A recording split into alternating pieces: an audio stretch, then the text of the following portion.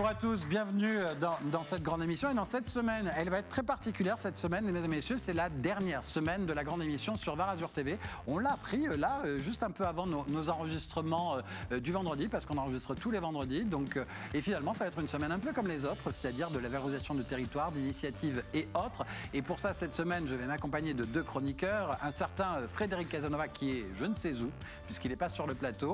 Ah, le voilà qui arrive. Oh, c'est pas vrai.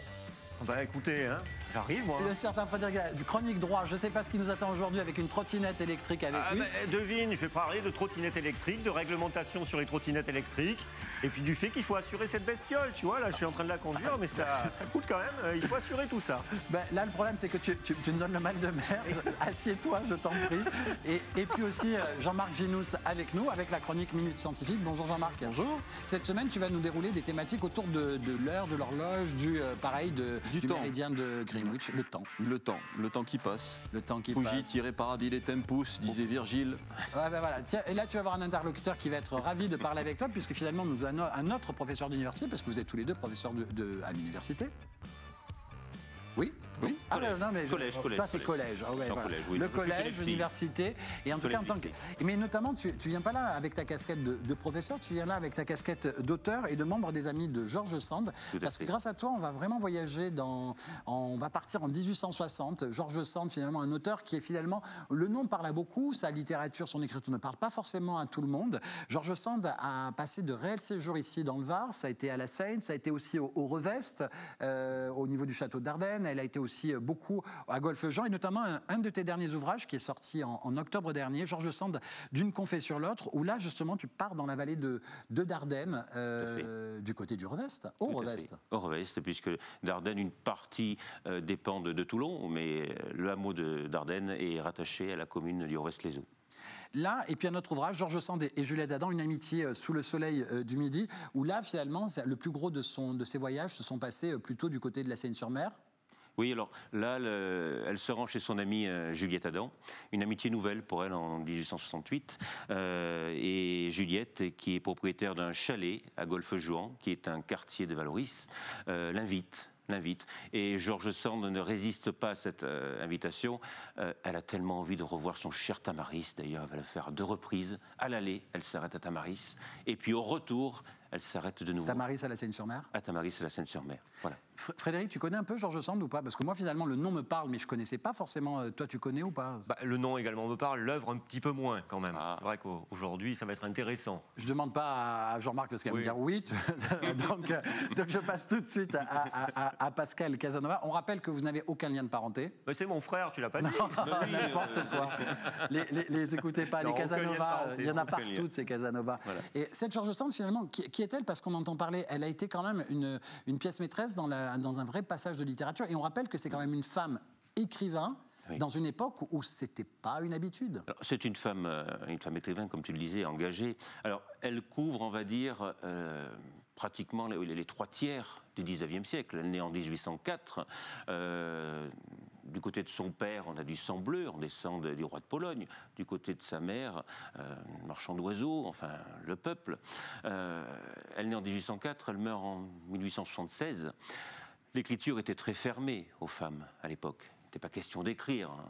Plus tard, Barbé d'Aurevilly, les bas bleus, les femmes n'écrivent pas. Ça ne se fait pas. D'ailleurs, elles n'ont pas d'instruction, elles ne vont pas à l'école. George Sand, qui était pour le suffrage universel, elle était pour le suffrage universel masculin. Pourtant, elle qui était pour défendre la femme. Derrière, si elle était pour ça, c'est parce qu'elle avait le souci d'abord de dire d'abord, il faut éduquer les femmes. Tout à fait. Éduquer les femmes et ne pas les laisser voter par ordre de leur mari. Voilà. Donc, elle va se battre. Alors, son premier roman, c'est Indiana, en 1832. Ça va un petit peu agacer Victor Hugo, qui lui vient de sortir Notre-Dame de Paris. Apparemment, Indiana, la presse dit, voilà le roman, le plus beau roman jamais écrit par un homme. On est un petit peu embêté. Alors, elle a choisi le pseudonyme de George Sand, justement, pour jouer un petit peu cette supercherie. Sand, parce qu'elle avait déjà signé des romans avec son ami et amant Jules Sandeau sous le pseudonyme de J. Sand. Et puis elle va prendre le prénom de Georges, parce que Georges, pour elle, c'est l'homme de la terre, et elle est très attachée à la terre. Elle a hérité du domaine de sa grand-mère, à Nohant, dans le Berry, et elle est très, très, très attachée aux paysans. C'est une femme... Ce domaine-là, si tu en parles, il est intéressant aussi pour une réalité. Elle y a vécu une partie de son enfance aussi, et de vrais moments dans ce domaine-là, et il a un lien fort avec cet ouvrage Georges Sand d'une confession l'autre, parce qu'il ressemble, à s'y méprendre, à ce château qui est le château de Dardenne. Oui, alors très curieusement, Georges Sand fait partie de ces écrivains, et ils sont nombreux, qui dans la fiction se racontent assez souvent. Georges Sand se raconte dans ses fictions. Mais alors, dans La Confession de jeune fille, qui est un roman écrit entre 1863 et 1864 et paru chez Lévy en 1965, elle va jusqu'au bout. Je crois que c'est le roman le plus autobiographique de Georges Sand. Alors, elle a choisi le château de la vallée de Dardenne. Là, le point que tu précises, c'est-à-dire que dans l'écriture de cette femme, dans son parcours, là, vraiment, en découvrant ce château de Dardenne et en découvrant justement la population qui habite au Revès et les Provençaux, et en s'inspirant d'eux en tant que personnage, c'est là qu'il y a une vraie bascule et un vrai tournant dans son écriture. Tu viens de le dire, c'est la première fois qu'elle va écrire un roman complètement autobiographique, mais pas seulement. Son écriture change dans la description des personnages aussi. Tout à fait. Alors, pourquoi as-tu eu cette idée? Alors, quand elle se rend... Elle se rend à 4 reprises, si on ajoute la visite au hameau des Paumés, elle se rend à 4 reprises dans la ville de Poigny, on est du côté de Toulon, on est juste en bas d'Evenos, du Broussan. Alors elle s'y rend à 4 reprises, et puis quand elle visite le château de Dardenne, elle écrit dans son journal, qui est conservé à la BNF, Voyage dit du Midi, voilà un endroit pour un roman, il faut que j'y retourne. Donc elle va y retourner, elle est reçue par une vieille dame, boiteuse, avec une canne, qui s'appelle Rose Bourgarel. Alors, est-ce là, à ce moment-là, qu'elle s'est dit, tiens, cette vieille dame, entourée de jeunes filles, ça lui a rappelé cette grand-mère qui l'a élevée, parce qu'il ne faut pas oublier que Georges Sand a perdu son père très tôt d'une chute de cheval, et justement, le père de Lucienne de Valangis dans le roman meurt d'une chute de cheval. Elle est élevée par sa grand-mère, Madame Dupin-de-Franqueuil, et... Dans le roman, Lucienne de Valangis est élevée par sa grand-mère, Madame de Valangis. Elle trouve des tas de similitudes et un regard, mais c'est-à-dire qu'à ce moment-là, Georges Sand est une femme qui est déjà connue. Évidemment que c'est pas comme aujourd'hui où on est vu sur Instagram, Facebook, les réseaux sociaux, la télé, etc., etc. À ce moment-là, son visage n'était pas familier aux gens. C'est-à-dire quand elle arrive ici dans ce hameau, en tout cas, ou que ça soit au Paumé, que ça soit même au Revès, etc., au niveau du château d'Ardenne, elle ne s'annonce pas, elle ne dit pas qui elle est surtout. Alors là, il y a une petite anecdote croustillante. Hein. Elle arrive donc au château d'Ardenne. On sait que Rose Bourgarel est une dame très pieuse. D'ailleurs, c'est la Sainte Rose à Dardenne. On la lui doit. Elle arrive, Rose Bourgarel la reçoit, lui dit que s'il n'était que 2, elle l'aurait volontiers une partie de son château, parce que Georges Sand est à Tamaris à ce moment-là, et elle n'en peut plus du Mistral, elle n'en peut plus. Le Mistral, la poussière, les oliviers, elle n'en peut plus. Pourtant, elle adorait son cher Tamaris, mais elle se dit, c'est pas possible, ce Mistral, je n'en peux plus. D'autant plus qu'il lui a donné un coup de soleil sur le nez. Elle dit, mon nez maintenant est à l'état de tomate, celui de Maurice est à celui de pomme de terre, le mien est à l'état de tomate. Donc, Rose Bourgarel lui dit, oui, j'aimerais bien, mais bon, vous êtes un petit peu nombreux, c'est vrai qu'ils sont 4. Et puis elle l'invite dans la chapelle. Rose Bourgarel a une chapelle privée, ça se faisait très souvent, d'ailleurs elle est toujours en place, cette chapelle Saint-André. Et elle lui propose de l'eau bénite. Alors non seulement elle lui propose de l'eau bénite, elle propose de l'eau bénite à Monceau, Alexandre Monceau, qui est son amant à l'époque, hein, son dernier amour, Alexandre Monceau. Elle en propose à la dame de compagnie, Marie Caillot, qui ne comprend pas ce que c'est. Georges Sand ne lui a certainement pas pris, parce que Georges Sand est un auteur anticlérical. Voilà. Et elle en propose à Georges Sand elle-même. Elle dit... Je m'en vais, savourant les douceurs de l'incognito, puisqu'on m'offre de l'eau bénite, moi, un auteur anticlérical. Et là arrive un tas de jeunes femmes, dont certainement une nièce du docteur Auban qui l'a soignée parce qu'elle est gravement tombée malade à Tamaris, et dit « Bonjour, Madame Sand, comment allez-vous ?» Et là, son agenda se termine par « Je me sauve ».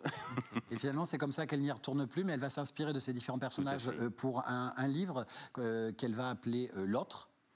L'autre. Et l'autre, c'est-à-dire que c'est un livre qui est aussi complètement historique, c'est-à-dire qu'il y a une vraie bascule dans l'histoire, dans son histoire, c'est-à-dire et dans l'histoire de personnages dont on entend parler, c'est-à-dire qu'elle va en faire quelques années après, plus tard, pour l'Odéon, une adaptation pour le théâtre, et là, c'est finalement les prémices d'une dame qu'on appelle Sarah Bernard, et Sarah Bernard jouait pour des adaptations qu'écrivait, ou des pièces de théâtre qu'écrivait aussi Georges Sand, et là, c'est les prémices, c'est je crois 3/4e représentation de Georges Sand quand elle va faire l'adaptation de ce livre qui a été écrit, inspiré de ce château de Dardenne, etc. et de cette ville du Revest dans le Var. A joué dans 2 comédies de Georges Sand. Sarah Bernard a joué dans 2 comédies de Georges Sand, dans François Champy et le Marquis de Villemer, avec de tout petits rôles. C'est même Georges Sand qui va lui confectionner sa coiffe de femme de chambre. Et puis en 1870, Georges Sand a envie de retourner au théâtre. Juste avant la défaite, la chute de l'Empire, il a envie de retourner au théâtre à l'Odéon, parce que le théâtre lui rapporte beaucoup plus d'argent aussi, il faut le dire. Hein. Elle est payée à la page. En ce moment, ce n'est pas tout à fait le cas. Voilà, oui, voilà. Et puis, oui, en ce moment, oui. Et elle dit, j'ai envie de retourner au théâtre. Donc, elle va adapter La Confession de jeune fille pour le théâtre. Ça va devenir L'Autre, qui s'appelait Lucienne au départ, dans le manuscrit. C'est l'avantage. Aujourd'hui, avec les postes informatiques, on coupe, on colle, et on n'a plus la première version. Donc, cette pièce de théâtre qui s'intitulait Lucienne va devenir L'Autre. Et elle va s'entourer de comédiens, de très grands comédiens de l'époque, dont les Bertons. Et Sarah Bernard est appelée... Tu auras un tout petit rôle. Elle a un rôle qui est quand même assez intéressant. Alors, c'est pas encore la star qui va avoir des rôles principaux, etc. Alors, elle adorait Georges Sand, mais ce n'était pas réciproque. Hein. Georges Sand n'appréciait pas trop Sarah Bernard. Les mots qu'elle écrit dans son agenda sont plutôt difficiles. C'est marrant parce que là, tout ce que tu nous racontes, c'est toute cette histoire pour apprendre à connaître justement cette histoire de Georges Sand qu'on retrouve ici dans D'une confession l'autre, je rappelle, justement où on parle de ce passage à la vallée de Dardenne et puis on découvre des tas de choses, et notamment, je rappelle, Georges Sand et Julienne Adam, Une amitié sur le soleil du midi, où là, on a tout ce passage sur Tamaris, à la Seine-sur-Mer, sur Golfe-Jean. Une question peut-être l'un de l'autre ou pas, ou tout de suite peut-être toi, à qui j'ai peut-être des questions à poser, Frédéric. Là... Non, mais j'ai des questions, moi, à te poser. Ah, tu as des questions à me poser, oui. Je peux y répondre. Ça, tu n'as pas l'habitude. Hein, sur Georges Sand. Non, pas sur Georges Sand, sur cette fameuse trottinette. Tu es venu là, avec ta trottinette. On ne dit plus d'ailleurs trottinette électrique depuis le mois d'octobre 2019. On dit exactement maintenant engin de déplacement personnel motorisé. C'est tellement plus sexy. C'est beaucoup mieux quand même. Mais oui, c'est plus court également. Donc tu viens avec ton engin personnel de déplacement motorisé. Tout simplement puisqu'une loi est passée justement en octobre 2019 visant à réglementer l'utilisation des trottinettes dans l'espace public, parce que c'est vrai que c'était un petit peu l'anarchie, on va dire, plus ou moins, hein, au niveau des voies de circulation et tout ça. Et c'est vrai qu'il y a toute une législation autour des trottinettes électriques dont on n'a pas connaissance lorsqu'on achète cette fameuse trottinette électrique. Par exemple, où peut-on circuler avec une trottinette électrique? Déjà, premier point. Moi, je vais dire sur la route. Pas sur le trottoir en tout cas. Alors, pas sur le trottoir, sauf dérogation municipale. Alors, sur le principe, c'est interdit, sauf si le maire l'autorise dans votre commune. Donc, renseignez-vous éventuellement là-dessus. Et sur le trottoir, à vitesse modérée, vous savez que sur ces engins, il y a 3, généralement, vitesses, entre 6 et 25 km/h maximum. La vitesse autorisée sur trottoir, c'est 6 km/h maximum. Le principe, c'est qu'en fait, on doit utiliser une voie piste cyclable pour utiliser les trottinettes électriques. Si vous n'avez pas de piste cyclable, vous pouvez utiliser la route, mais les routes qui sont ouvertes dans la limite de 50 km/h, d'accord ? Donc en urbain finalement, et de manière dérogatoire, comme on dit, les aires piétonnes également qui sont autorisées à la circulation des trottinettes, mais dans la limite, comme je le disais, de 6 km/h. Donc première vitesse sur ces trottinettes, il y a 3 vitesses, vous n'utilisez que la première. D'accord, ça, c'est un point déjà intéressant. Là, cette réglementation dont tu nous parlais, elle est spécifique aux dits engins électriques à moteur. Exactement, engins de déplacement personnel motorisé, donc les gyropodes, les trottinettes électriques, enfin tout ce qui est depuis peu en circulation, que vous voyez arriver dans vos villes. Élément aussi important à noter, maintenant les trottinettes électriques doivent être équipées de phares à l'avant, à l'arrière, de réflecteurs sur les côtés, et chose importante depuis octobre 2019, elles doivent être assuré. Oui, j'ai vu, tu me l'as montré tout à l'heure.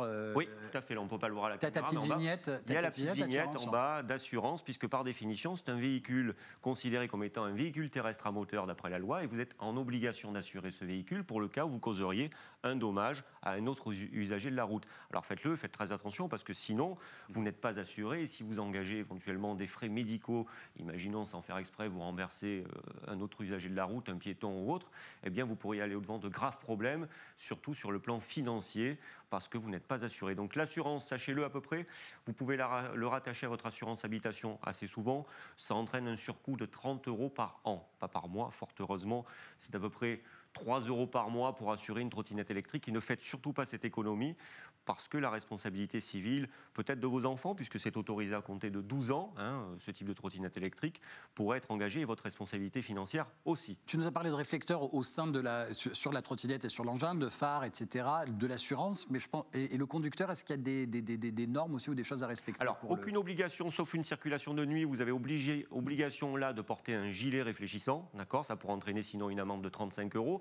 Et alors, dans certains cas, renseignez-vous parce que l'utilisation d'une trottinette électrique peut être autorisée sur des voies jusqu'à 80 km/h, mais ça c'est une dérogation qui doit être donnée au niveau départemental, et dans ce cas-là, vous avez obligation de porter un casque.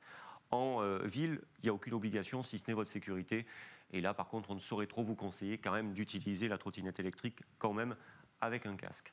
Et là, je crois que l'année dernière, il y a encore de la législation qui a changé au mois de juillet de l'année dernière, non ? C'est justement l'obligation d'assurance qui est arrivée à compter l'année dernière.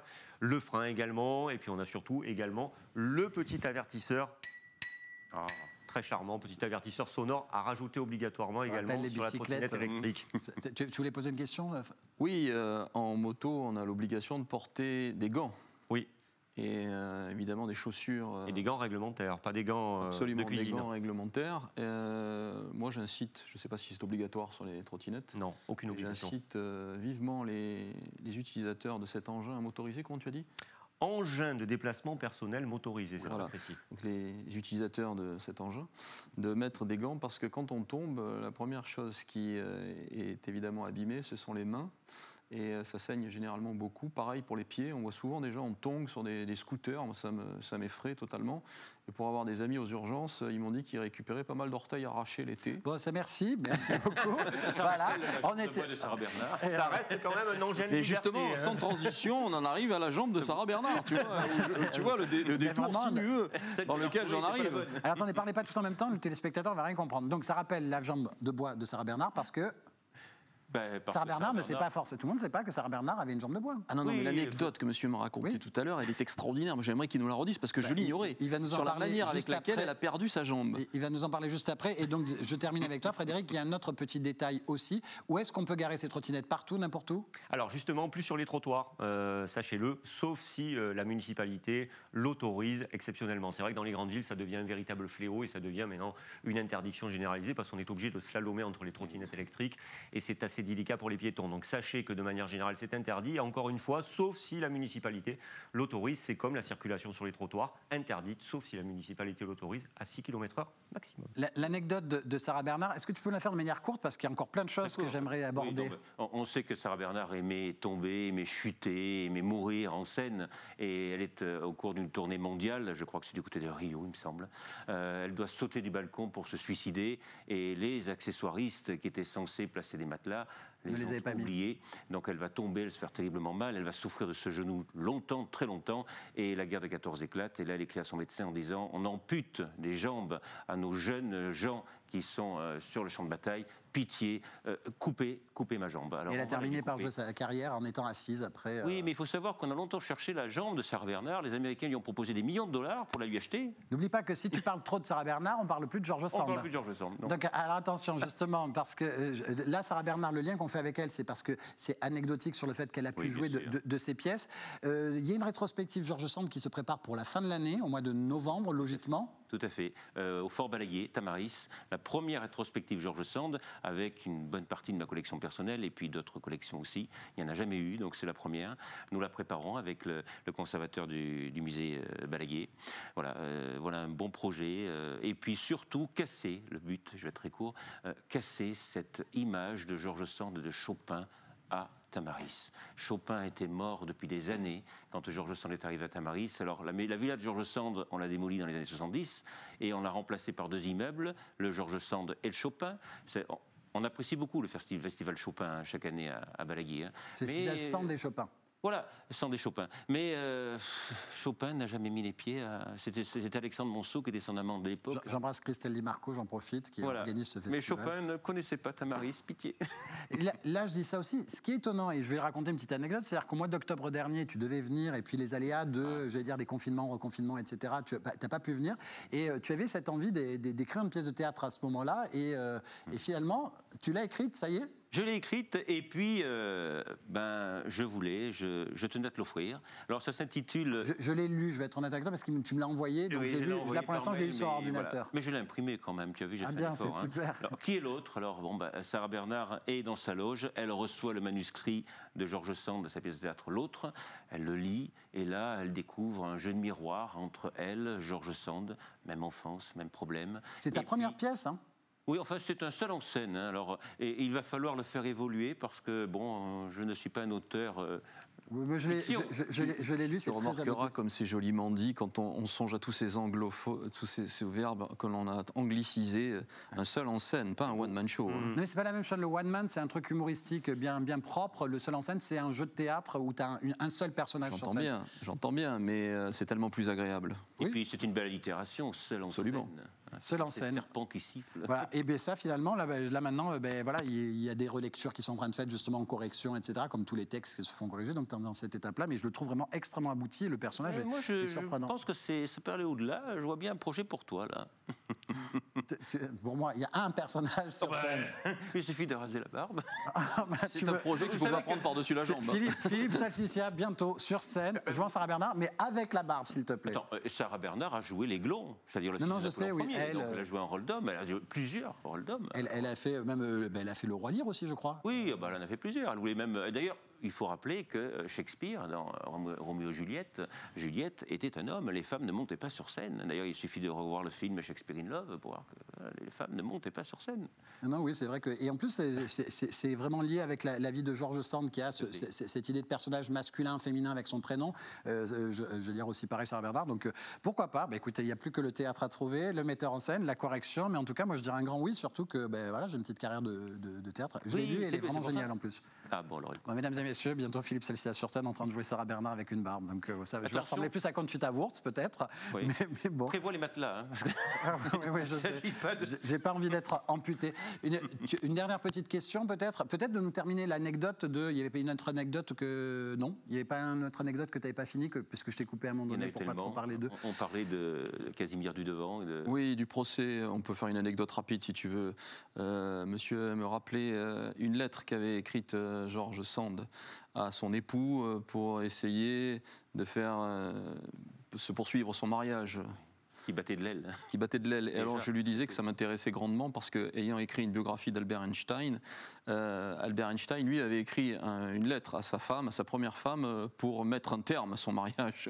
Et donc, ce serait intéressant de mettre ces deux lettres en perspective parce qu'elles ont évidemment des destinations complètement opposées. En tout cas, là, 2 ouvrages George Sand, vous allez me dire quelque chose à l'oreillette? Et 2 ouvrages George Sand, mais derrière, tu as écrit énormément sur George Sand. Ça fait combien d'années que tu bosses sur... 40 ans. 40 ans. Alors, je vais te dire de manière très rapide... Et tu collectionnes, c'est-à-dire que cette rétrospective qu'il va y avoir au mois de novembre, c'est aussi des objets, des choses, des lettres, etc. C'est-à-dire que tu es passionné des éditions originales. Des photographies. Des photographies qui sont encore en vente. Alors c'est dommage parce que le patrimoine de George Sand actuellement a tendance à s'éclater depuis le décès de la dernière héritière, c'est-à-dire... Je peux pas t'aider là. Christiane Sand. Hélas, on souffre beaucoup, nos amis de George Sand. Une bonne partie a été vendue à l'université de Yale aux États-Unis. Beaucoup de pièces partent. Mais bon, tout ce que je peux dire, après 40 ans de passion, la correspondance de George Sand, j'avais laissé un petit... c'est 27 volumes à la maison, c'est énorme. 2000 correspondants, voilà, on les voit, 27 volumes, 2000 correspondants. On n'en sort pas. Et je dirais qu'on ne va pas à George Sand, c'est elle qui vient à vous. Et elle est d'une poésie parce que c'est-à-dire que j'ai suivi depuis le mois d'octobre, c'est-à-dire beaucoup de phrases, beaucoup de citations, beaucoup de choses comme ça autour d'elle, etc. C'est d'une poésie extrême, c'est-à-dire que c'est presque, j'allais dire, presque une sorte de philosophie actuelle, c'est-à-dire c'est un mélange de philo, de poésie. Et puis elle était très très très actuelle. Un jeune poète en 70-71, elle dit: je hais le sang versé. Soyons révolutionnaires, patients, mais jamais terroriste. Elle avait un amour de la vie, une passion pour les amis, une passion pour tout, pour la botanique. Si elle va à Tamaris, c'était pour la botanique. Elle voulait botaniser. Hélas, son herbier, Montfagot, tenu à Tamaris, a disparu pendant la Seconde Guerre mondiale. Mais c'était une femme qui aimait la minéralogie, les marionnettes, la musique, la botanique. Elle touchait à tout. Alors elle travaillait essentiellement de nuit. Une botanique qu'elle a découvert au couvent, c'est-à-dire toute jeune, enfant, et c'est là qu'elle a été vraiment... Et puis c'est surtout Jules Néraud, parce que Jules Néraud, qui était bon, il était amoureux d'elle, elle ne l'aimait pas, mais c'est Jules Néraud qui va l'initier à la botanique, et quand elle arrive à Tamaris, elle va tout de suite faire la connaissance à Hyères d'un grand botaniste, Germaine Saint-Pierre. Elle va se rendre dans son château à Hyères, et il va ensuite aller la rejoindre à Tamaris. Ils vont passer une nuit entière, sans fermer l'œil, à décortiquer les plantes, à savoir comment ça fonctionne. Elle dit, mais j'ai reçu une leçon de botanique comme je l'avais reçu. J'ai jamais passé des nuits entières comme ça, moi. Oui, mais elle ne pouvait pas se coucher tant qu'elle ne connaissait pas l'essence de la plante qu'elle avait. D'ailleurs, chez Juliette Adam, c'est pareil. Hein. Une fleur qu'on ne trouve qu'en Judée. Elle dit, Juliette, allez me chercher la racine. Je rappelle, 1860, c'est les premiers temps où on vient là, dans une époque de villégiature. Et dans la semaine, tu nous auras une parenthèse de mercredi prochain sur finalement quelqu'un qui a peut-être initié les premiers mouvements de villégiature en région PACA, du côté de Nice. J'en suis sûr que tu vas nous trouver une anecdote mercredi quand on parlera d'hydrogène. D'hydrogène sur Cavendish. C'est qui Cavendish? Cavendish, c'est un savant anglais qui a pesé la Terre. Eh bien, dis donc, il a pesé la Terre. Balance. Oui. Ce monsieur pense à la balance de la justice. En parlant de balance justice, on aura vendredi prochain, pareil aussi, pour clôturer la semaine, une thématique sur le droit aux animaux. Bah, écoutez, je vous rappelle, mesdames et messieurs, c'est vraiment la toute dernière semaine de la grande émission. J'aurais voulu faire une semaine un peu particulière, un peu spéciale, et finalement, c'est une semaine qui ressemble à toutes les autres. Donc voilà. Et puis je suis ravi. Aujourd'hui, le 3 mai, c'est la Saint-Philippe. J'ai eu un joli cadeau. Et puis peut-être que dans quelques semaines, dans quelques mois, vous me verrez sur scène en train de jouer une Zara Bardar avec la barbe. Voilà. Bon, gros bisous à tous. Merci à toi, Pascal. Merci. Pascal Casanova. Aux éditions, j'ai oublié de dire le nom, Les Presses du Midi. Merci à Frédéric Casanova. Toi, Merci. Trottinette électrique. Trottinette électrique. Et puis demain, on répondra à toutes vos questions que vous nous avez posées encore. À demain. Un énorme bisou à toute notre équipe avec qui on passe cette dernière semaine. À très vite. Merci à tous.